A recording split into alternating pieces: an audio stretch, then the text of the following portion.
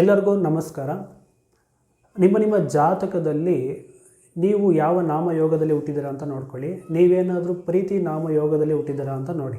ಅಂದರೆ ಈ first basic information ಇರುತ್ತೆ. ನೀವು ಯಾವ ವಾರದಲ್ಲಿ ಹುಟ್ಟಿದ್ದೀರಾ, ಯಾವೊಂದು ತಿಥಿಯಲ್ಲಿ ಹುಟ್ಟಿದ್ದೀರಾ, ಯಾವೊಂದು ಕರ್ಣದಲ್ಲಿ ಹುಟ್ಟಿದ್ದೀರಾ, ಯಾವೊಂದು ಯೋಗದಲ್ಲಿ ಹುಟ್ಟಿದ್ದೀರಾ, ಯಾವೊಂದು ನಕ್ಷತ್ರದಲ್ಲಿ ಹುಟ್ಟಿದ್ದೀರಾ ಅನ್ನೋ ವಿಚಾರಗಳು ಇರುತ್ತೆ. ಅದರೊಳಗೆ ನೀವು ಯಾವ ಯೋಗ ಅನ್ನೋದಿರುತ್ತಲ್ಲ ಅದೇ ನಿಮ್ಮ ನಾಮಯೋಗ ಆಗಿರುತ್ತೆ.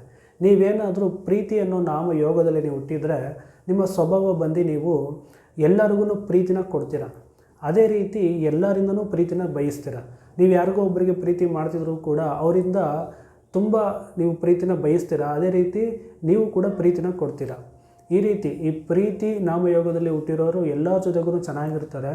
ಎಲ್ಲರೂ ಪ್ರೀತಿಯಿಂದ ನೋಡ್ತಾರೆ, ಪ್ರೀತಿ ಭಾವನೆಗಳಿಂದ ನೋಡ್ಕೊತಾರೆ. ಅವ್ರ ಜೊತೆಗೆ ಚೆನ್ನಾಗಿ ಮಿಂಗಲ್ ಆಗ್ತಾರೆ. ಅವರಿಗೆ ಕೋಪ ತಾಪಗಳು ಅನ್ನೋದು ಕಡಿಮೆ ಇರುತ್ತೆ. ಈ ರೀತಿ ವಿಚಾರಗಳನ್ನ ನೀವು ತಿಳ್ಕೊಬೇಕಾ? 27 ನಾಮಯೋಗದ ಬಗ್ಗೆ ನೀವು ವಿಚಾರಗಳನ್ನು ತಿಳ್ಕೊಬೇಕು ಅಂತಂದರೆ ಇದೇ ತಿಂಗಳು 31 ಮತ್ತು 1ನೇ ತಾರೀಕು ಈ ನಿತ್ಯ ನಾಮಯೋಗದ ಬಗ್ಗೆ ಮತ್ತು ಯೋಗಿ ಅವಯೋಗಿ ಅನ್ನೋ ಕ್ಲಾಸ್ ಬಗ್ಗೆ ನಿಮಗೆ ಮಾಹಿತಿನ ಕೊಡ್ತಾ ಇದ್ದೀವಿ.